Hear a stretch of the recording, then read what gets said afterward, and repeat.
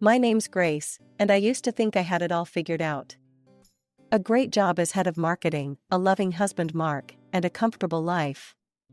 I was paying off our mortgage with my own salary, feeling pretty damn proud of myself for being financially independent. Family was a big part of our lives, too. Mark had a younger brother, Tom, and their mom, Linda, was always around. Their dad had passed away years ago, so the boys made it a point to look after her. I found it touching, honestly. It made me love Mark even more, seeing how he cared for his family. Linda seemed to like me well enough at first. We'd chat over coffee during family gatherings, and she'd always ask about my work. Marketing, huh, she'd say, nodding approvingly. Sounds important. It felt good to have her approval. I wanted to fit in with Mark's family, to be part of their tight-knit group. Our first few years of marriage were filled with weekend barbecues, holiday dinners, and impromptu game nights with the extended family. I remember one Thanksgiving, all of us crammed around Linda's dining table, laughing and talking over each other. "Pass the gravy, will ya?" Mark's uncle bellowed from the end of the table. "You've had enough gravy, old man." Linda shot back, but she was grinning as she handed over the boat. I looked around the table, taking in the familiar faces, feeling a sense of belonging. This was my family now, too. The first cracks started to show during a New Year's Eve party at Linda's house. I was in the kitchen, refilling my glass of wine, when I overheard Linda talking to Mark and Tom in the living room. "Did you see what Carol's wearing?" Linda snickered. "That dress must have cost all of $5. I froze, my hand on the bottle. Carol was Mark's cousin, a single mom struggling to make ends meet. "I'm just saying," Linda continued, her voice dripping with disdain. "Some people should know their limits. Don't try to play with the big boys if you can't keep up." I felt my cheeks burn with second-hand embarrassment. This wasn't the warm, welcoming family I thought I knew. I peeked around the corner, watching as Linda leaned in conspiratorially to her sons, all three of them giggling like schoolchildren. As time went on, I couldn't ignore the growing unease I felt around Linda. What I'd initially brushed off as harmless teasing started to look a lot more like meanness. And it wasn't just Carol who was in her crosshairs. At every family gathering, Linda would huddle with Mark and Tom, their heads close together as they whispered and snickered. Their eyes would dart around the room, landing on various relatives and friends, before they'd burst into muffled laughter. One Easter Sunday, I couldn't take it anymore. Linda was holding court in the living room, Mark and Tom flanking her like loyal subjects. "Did you see Janet's new car?" Linda was saying, her voice low, but not low enough. "Probably got it from the buy here pay here lot. I bet she'll be paying it off until she's 80. Before I knew what I was doing, I was on my feet, marching over to Linda's little group. "Hey," I said, my voice sharper than I'd intended. "Don't you think that's a bit much? Janet can probably hear you." The room went silent. Linda's eyes narrowed as she looked up at me. Well, she said, her voice dripping with sarcasm. "Looks like we've offended your delicate sensibilities, Grace." Mark and Tom exchanged uncomfortable glances. "I just think it's rude," I pressed on, my heart pounding. "Why do you always have to put people down?" Linda's fake smile disappeared. "If you don't like it, you don't have to listen. Why don't you go sit somewhere else?" I felt like I'd been slapped. I looked at Mark, expecting him to back me up, but he just stared at the floor. "Fine," I said, my voice tight. "I will." From that day on, family gatherings became a special kind of hell. I'd sit alone, nursing a drink, while Mark stuck to his mother's side like glue. He'd throw me apologetic glances now and then, but he never came to sit with me. "Why don't you ever stand up to her?" I asked him one night after a particularly awful dinner. Mark sighed, running a hand through his hair. "She's my mother, Grace. What do you want me to do?" "I want you to tell her she's being cruel. I want you to have my back." But he never did. And slowly, I started finding reasons not to go to these family events. Work emergencies, migraines, anything to avoid the cold stares and whispered insults. Then, just when I thought things couldn't get more complicated, life threw me another curveball. I was pregnant. I stared at the little plastic stick in my bathroom, my heart racing. 2 pink lines. Clear as day. "Mark," I called out, my voice shaky. "Can you come here?" He appeared in the doorway, his face concerned. "What's wrong?" Wordlessly, I held out the test. His eyes widened as he took it from me. He pulled me into a hug, and for a moment, I felt like maybe everything would be okay. Maybe this baby would bring us closer together, heal the rifts that had been growing between us. But life had other plans. The pregnancy was rough from the start. Constant nausea, dizziness, and a perpetual threat of miscarriage kept me on edge. My doctor put me on bed rest, which meant working remotely. As the weeks went by, my condition worsened. My eyesight started to deteriorate rapidly, a rare complication that my doctor said could be temporary, but might also be permanent. Squinting at my laptop became impossible. With a heavy heart, I had to quit my job. I needed Mark more than ever, but he seemed to be drifting away. He'd come home late from work, citing extra projects or drinks with colleagues. More often than not, I'd fall asleep alone, the echo of the front door closing jolting me awake in the middle of the night. The day of my C-section arrived faster than I expected. My eyesight had worsened to the point where the doctors insisted on the procedure. Natural birth was just too risky. As I lay on the cold operating table, my heart raced with a mix of excitement and fear. "Where's Mark?" I asked the nurse, my voice trembling. She gave me a sympathetic smile. "Your husband's in the waiting room, dear. He said he'd rather stay there." The surgery went smoothly, and soon I heard the most beautiful sound, my son's first cry. As they placed him on my chest, I felt a rush of love so intense it took my breath away. Later, in the recovery room, Mark finally showed up. His face was a mask of discomfort and annoyance. "Look, Grace, I gotta say something. This whole thing? It's not right." I blinked, confused. "What do you mean?"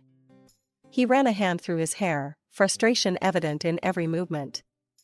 "Normal women give birth on their own, without all this surgery crap. And men? We're not supposed to be here for this. We should be meeting our wives and kids at home, like in the old days."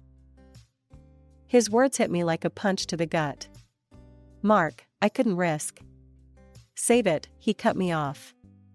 "I'm heading home. This place gives me the creeps." The next few weeks were a blur of sleepless nights and endless feedings. Mark was rarely home, and when he was, he contributed nothing to our son's care. Instead, he'd complain constantly. "Can't you shut him up?" he'd growl as our baby cried in the middle of the night. "I'm trying," I'd say, exhaustion weighing heavily on me. "He's teething, Mark. It hurts him." But Mark had no patience for it. "All you do is focus on the kid. What about me, huh? What about our sex life?" I'd stare at him in disbelief. Here I was, running on 2 hours of sleep, still recovering from major surgery, and he was worried about sex. As the weeks turned into months, Mark's dissatisfaction grew. One evening, as I was trying to soothe our fussy 6-month-old, he dropped a bombshell. "You need to go back to work," he said flatly. I turned to him, shock written all over my face. "What? But the baby?" "We'll hire a nanny," he interrupted. "We can't keep living like this, Grace. We need the money." I wanted to argue, to tell him that our son needed me, that I wasn't ready. But the determined look in his eyes told me it was pointless. So, with a heavy heart, I started job hunting. Finding work with my compromised vision wasn't easy. I eventually landed a position at a smaller company, but the pay was less than what I'd earned before. When I told Mark, his reaction was predictably negative. "That's it?" he scoffed. "We're paying a nanny for this?" I felt tears pricking at my eyes. "I'm doing my best, Mark. It's not easy with my eyesight." "Excuses," he muttered, walking away. And so began my new reality, rushing to work each morning, guilt gnawing at me as I left my baby with the nanny, struggling through the day with my limited vision, then coming home to a resentful husband and a child who needed me. Time flew by in a haze of work, childcare, and mounting tension at home. Before I knew it, 2 years had passed since my son's birth. Despite the challenges, I loved him fiercely and found joy in his every milestone. Family gatherings remained a source of stress, particularly due to Linda's behavior. She'd sweep in, playing the doting grandmother for show, but her indifference was palpable. "Come to Grandma," she'd coo, arms outstretched to my son. But he'd cling to me, turning his face away from this unfamiliar woman. Linda's face would darken with anger. "What have you been telling him about me?" she'd hiss. "You're turning my own grandson against me." I'd try to explain, my voice tired. "He just doesn't know you well, Linda. If you visited more often..." "Don't you dare blame this on me," she'd snap, stomping off to complain to Mark. Then, one ordinary Tuesday morning, my world tilted on its axis once again. I stared at the pregnancy test in my hand, my heart racing. Positive. I was pregnant. Again. Fear gripped me. My first pregnancy had been so difficult, my health so compromised. Could my body handle another? But as I calculated the weeks, I realized I was already well into the first trimester. The decision, it seemed, had been made for me. With shaking hands, I called Mark at work. "What is it?" he answered, his tone impatient. "Mark, I'm pregnant." There was a long pause. Then, "Look, Grace, I'm busy. We'll talk later. Just, don't quit your job, all right? We can't afford that." The line went dead. I sat there, phone in hand, feeling more alone than ever. Thankfully, this pregnancy proved easier than my first. My morning sickness was manageable, and my vision remained stable. I continued working, determined to provide for my growing family. But as my belly swelled, the distance between Mark and me seemed to grow exponentially. He spent more and more time at his mother's house, often not coming home until late at night. One evening, as I struggled to put our son to bed while balancing my swollen belly, Mark walked in. "Hey," I said, hopeful for some help. "Can you read him a story? I'm exhausted." Mark glanced at us, then at his watch. "Can't. I promised Mom I'd help her move some furniture." "Don't wait up." As the door closed behind him, I felt a tear slide down my cheek. I looked at my son, his big eyes staring up at me trustingly, and at my rounded belly, home to a child I already loved fiercely. As my 7th month of pregnancy rolled around, I found myself preparing for Thanksgiving. Guests started arriving in the afternoon. My parents came early, my mom immediately rolling up her sleeves to help in the kitchen. Friends and relatives trickled in, filling our home with chatter and laughter. Just as I was about to serve dinner, the doorbell rang. It was Tom, Mark's younger brother, and to everyone's surprise, he had a woman with him. "Everyone, this is Melissa," Tom announced, beaming. "My fiancé." The room fell silent for a moment before erupting in congratulations. I plastered on a smile, trying to ignore the twinge of jealousy at the way Mark's eyes lit up at the sight of his brother's happiness. Linda arrived shortly after, her eyes widening as she took in Melissa. Well, she said, her voice dripping with approval. "Aren't you a sight for sore eyes?" Throughout dinner, Linda fawned over Melissa, peppering her with questions and hanging on her every word.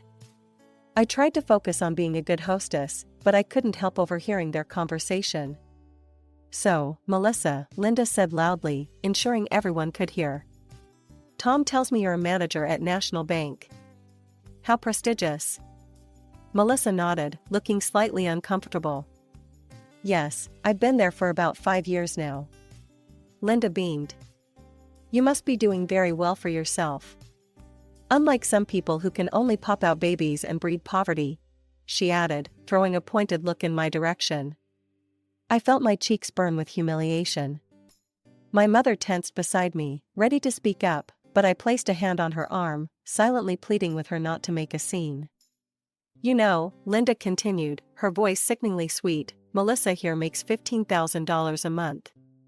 Now that's the kind of daughter-in-law I've always dreamed of. Smart, beautiful, successful.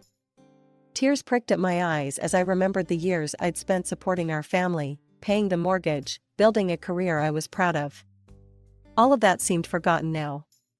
I think we should continue this lovely evening somewhere more suitable, Linda announced, standing up. Melissa, dear, why don't we all go to that new restaurant downtown? My treat, of course. Before I could process what was happening, Linda, Mark, Tom, and Melissa were heading for the door. Mark didn't even glance back at me as they left. The remaining guests shifted uncomfortably in their seats, the festive mood thoroughly ruined. One by one, they made their excuses and left, leaving only my parents behind. They offered to help me, but I refused, saying that they needed to rest themselves. Finally alone, I sank onto the couch and let the tears flow freely. Hours passed as I sobbed, my hand resting on my swollen belly, wondering how my life had come to this. It was nearly dawn when I heard the front door open. Mark stumbled in, reeking of alcohol and cigarette smoke. He didn't say a word as he made his way to the bedroom. With shaking hands, I picked up my phone and opened social media. There they were, Linda, Mark, Tom, and Melissa, grinning for selfies at an expensive nightclub. The caption read, "Best Thanksgiving ever with my real family." As my due date approached, I felt a mixture of excitement and anxiety. The doctors had scheduled my C-section, insisting it was the safest option given that it had been less than 3 years since my last one. I tried to focus on preparing for our new arrival, but I couldn't shake the feeling that something was off with Mark. One chilly winter afternoon, I found him unpacking bags full of summer clothes. "What's all this?" I asked, puzzled. Mark shrugged, barely meeting my eyes. "Just saw a good sale. Thought I'd update my wardrobe." It didn't make sense, but with the impending birth occupying my thoughts, I pushed my suspicions aside. I'd been meticulously saving money in a separate account, determined to take a couple of months off work to recover and bond with the new baby. My workplace had approved 2 months of unpaid leave, which was a relief. I'd set aside enough for the mortgage, bills, and even a babysitter for our 3-year-old. For once, I felt prepared. 3 days before my scheduled C-section, chaos erupted. I was resting on the couch when Mark burst through the door, Linda hot on his heels. "Hurry up," Linda barked as Mark rushed to our bedroom. I struggled to my feet, waddling after them. Mark was throwing clothes into a suitcase, the summer clothes he'd bought. "Mark?" I said, my voice rising with panic. "What are you doing?" He barely glanced at me. "Tom's getting married in Hawaii. We're all going." The world seemed to tilt beneath my feet. "What? But my C-section is in 3 days. Who's going to take care of our son?" Mark zipped up his suitcase, finally meeting my gaze with cold indifference. "You'll manage. You always do." Before I could respond, he brushed past me, Linda ushering him out. The door slammed, leaving me in stunned silence. Reality crashed over me like a tidal wave. I scrambled for my phone, hands shaking as I checked our joint account. Empty. All the money I'd saved, gone. With trembling fingers, I dialed Mark's number. He answered on the final ring. "What?" he snapped. "The money," I choked out. "All our savings. Where is it?" There was a pause, then a cold laugh. "We needed it for Tom's wedding gift. Don't be so greedy, Grace." The line went dead. A sharp pain lanced through my abdomen. I looked down in horror to see a puddle forming at my feet. My water had broken. Panic seized me. I couldn't go into labor now, the risk to my previous C-section scar was too great. With one hand on my belly and the other clutching my phone, I called emergency services. The hospital was chaos, doctors shouting, machines beeping. I woke hours later to the gentle beeping of monitors. My mother's tear-stained face swam into view. "Grace," she whispered, squeezing my hand. "You're okay. The baby's okay." Slowly, the fog lifted. I'd nearly died. My baby had nearly died. But we'd made it. 3 days after the emergency C-section, I was feeling surprisingly strong, both physically and emotionally. The doctors were pleased with my recovery and gave me the green light to go home. Mark hadn't called once since he'd left for Hawaii. Not to check if I was alive, not to ask about his new son. In that moment, I knew our marriage was over. I called my parents and asked to stay with them for a while. Their response was immediate and supportive. My parents doted on both boys, giving me time to rest and recover. I started researching divorce lawyers and gathering documentation of our finances.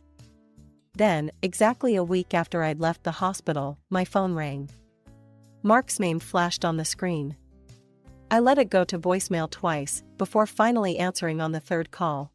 "Where the hell are you? Why aren't you at home?" Mark's voice was a mixture of anger and confusion. I took a deep breath. "I'm at my parents', Mark. With both of our sons. I've filed for divorce."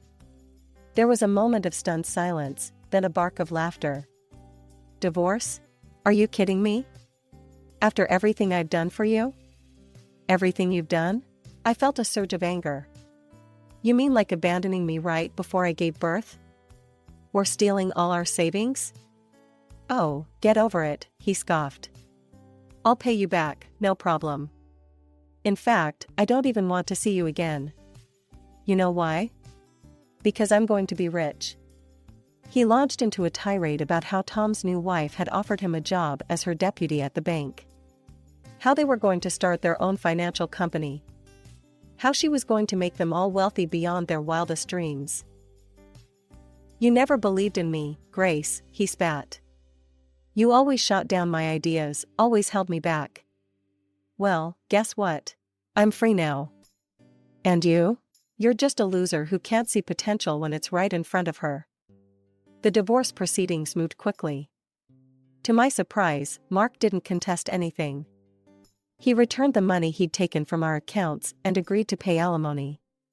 When it came to the house, I had years of mortgage statements proving I'd been the one making payments. The judge awarded it to me without hesitation. The day I returned to my house with the boys, Mark was there, packing up the last of his things. He sneered as I walked in, the baby in my arms and our toddler holding my hand. "Enjoy this dump while you can," he said, hefting a box. "I'll be in a mansion soon, swimming in cash. You'll see what you missed out on."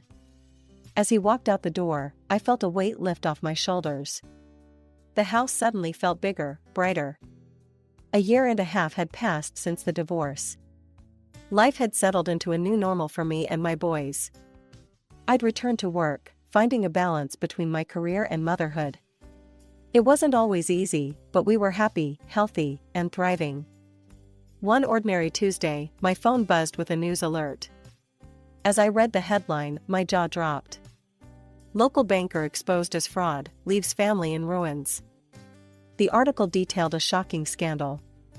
Melissa, Tom's wife, had been running an elaborate con. She'd convinced Mark, Tom, and Linda to take out massive loans to fund a non-existent financial company. They'd even mortgaged Linda's house, pouring every penny they had into this imaginary venture. But Melissa wasn't a banker at all. The office she'd shown them was a short-term rental, a prop in her elaborate scheme. She'd disappeared with millions, leaving behind a trail of forged documents and broken dreams.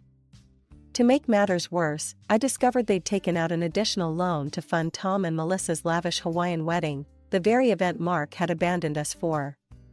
As I read on, a mix of emotions washed over me. Shock, confusion, and, I'll admit, a twinge of satisfaction. The consequences were severe. Unable to repay their debts, they lost everything. Linda's house, their cars, even their personal belongings, all seized by creditors. They were left with nothing but mountains of debt. I heard through the grapevine that Linda had been forced to take a job as a cashier just to afford a tiny apartment and groceries. Mark and Tom were in similar straits, their dreams of wealth and success shattered. I was beyond grateful that I divorced Mark when I did. My children and I were safe, unaffected by the financial disaster that had befallen my ex-husband's family. Just when I thought I'd put it all behind me, my phone rang. Linda's number flashed on the screen. Against my better judgment, I answered. Grace? Linda's voice was small, a far cry from her usual imperious tone. We need your help. She launched into a plea, asking if they could stay with us. The children need their father and grandmother, she insisted. You can't leave family in trouble. I took a deep breath, memories flooding back, of Thanksgiving humiliation, of being abandoned before my C-section, of the countless times they'd belittled and dismissed me. Family? I said, my voice steady. You weren't concerned about family when you left me alone, pregnant, and in danger. You weren't concerned about family when you stole my savings. You weren't concerned about family when you called me a loser. Linda started to protest, but I cut her off. I'm sorry you're in this situation, Linda. But I'm not responsible for the choices you, Mark, and Tom made. My priority is my children, and I won't expose them to the chaos you've created. Please don't contact me again. I hung up, then immediately blocked her number. As I set down the phone, I felt a weight lift off my shoulders. It was done. Truly done.